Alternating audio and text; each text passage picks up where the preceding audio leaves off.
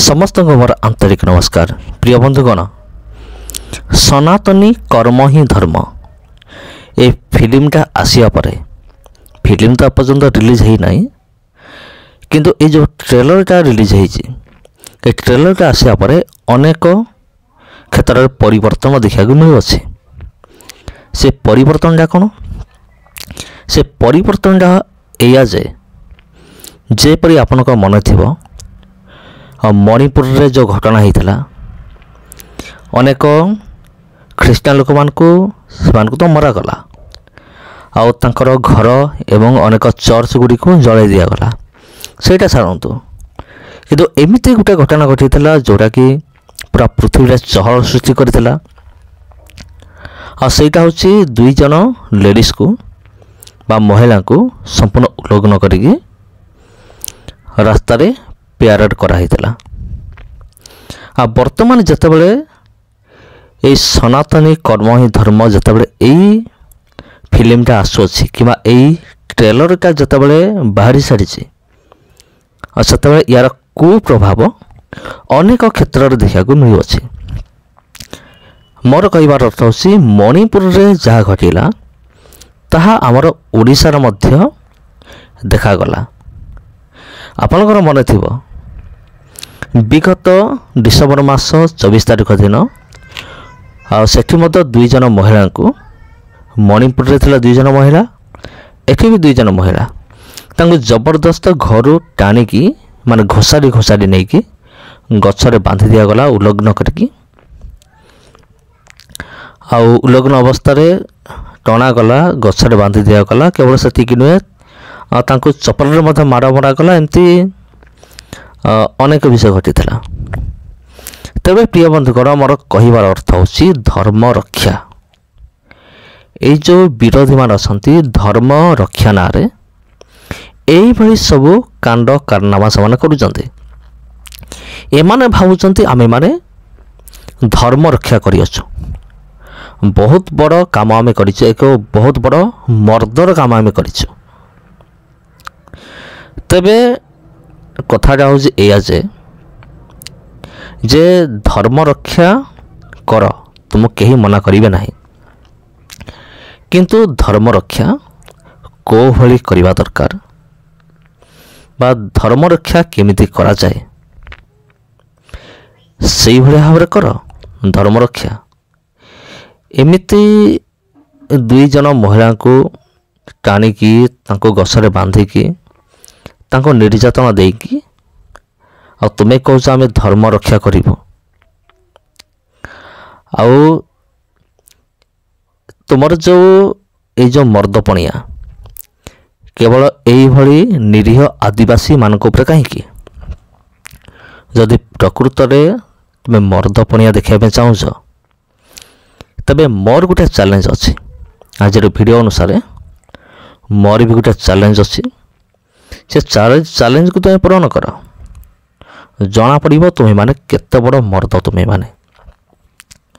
तापर आउ जन अच्छे बंधुकण ताको आमे जमा भूली पारिबा नहीं। आउ एई भाई जन को ख्रीस्टान माने तो से ट्रोल करुचंती छाड़ंतु। एपरिकी अनेक हिंदू भाई मान अच्छे जो मैंने कि यहाँ पसंद करते नहीं। आउ याकर जो बेकारिया जो बुद्धि जो चिंताधारा आ ताकू नहीं कि अनेक पसंद करते नहीं। तबे सेटा किए आपण माने भले जानी थे सेटा हूँ नाली गामछा आउ जार एक यूट्यूब चैनल मध्य अच्छी। से चैनल ना हूँ सोशल टॉक नाम गोटे चैनल अच्छी। तेबे तुम्हें माने धर्म रक्षा करिवो, तुम्हें पुणी धर्म रक्षा करिवो।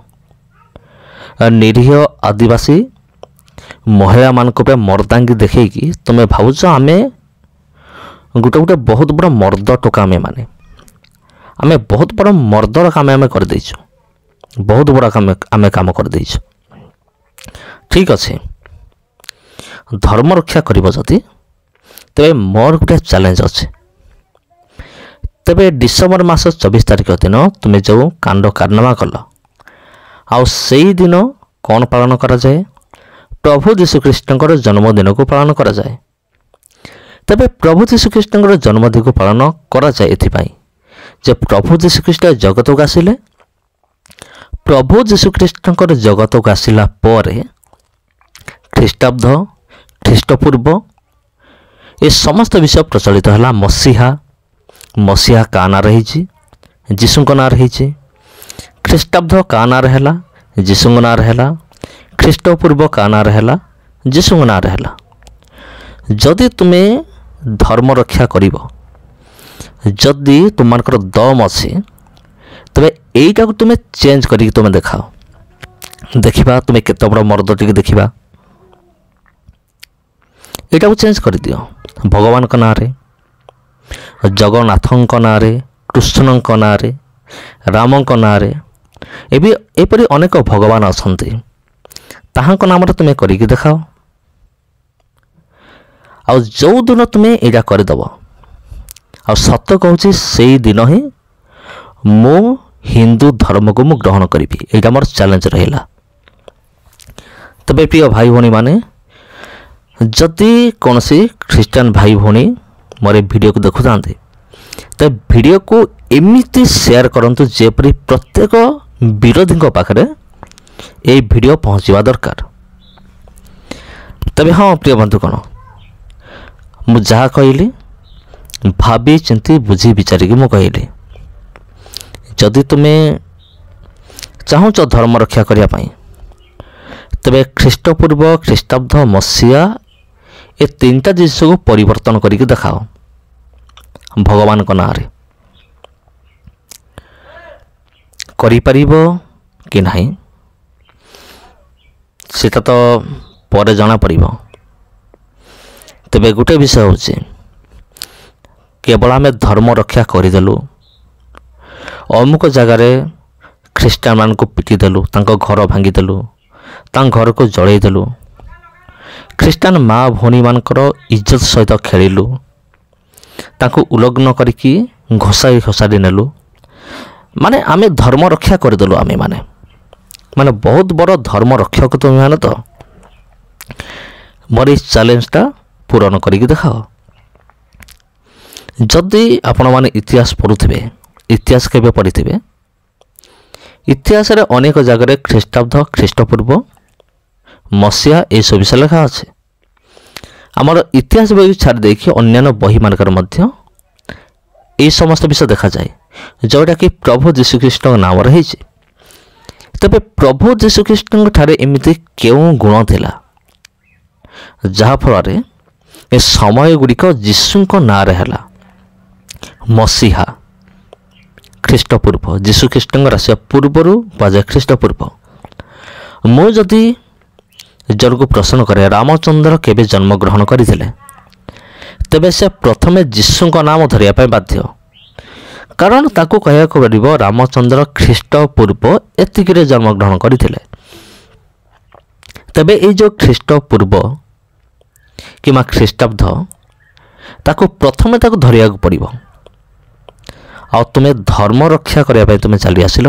କ'ଣ ଗୋଟେ ଫିଲ୍ମ ଗୋଟେ ବାହାରିଗଲା, ଟ୍ରେଲର ଗୋଟେ ବାହାରିଗଲା, ତାକୁ ନେଇକି ତୁମେ କ'ଣ କହୁଛ ନା ଆମେ ଧର୍ମ ରକ୍ଷା କରିବୁ। ଠିକ୍ ଅଛି, କର। ମୁଁ ଏଠି କାହାକୁ ନିନ୍ଦା କରୁନାହିଁ କିମ୍ବା କୌଣସି ଭଗବାନଙ୍କୁ ମୁଁ ନିନ୍ଦା କରୁନାହିଁ।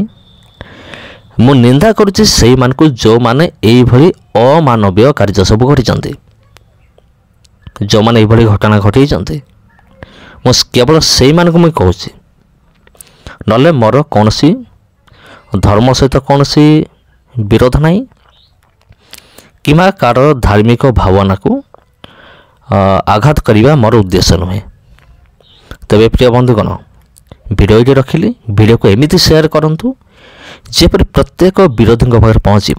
ତେବେ ଲାଷ୍ଟରେ ସେ ଗୋଟିଏ ବିଷୟ କହି ମୁଁ ଶେଷ କରିବି।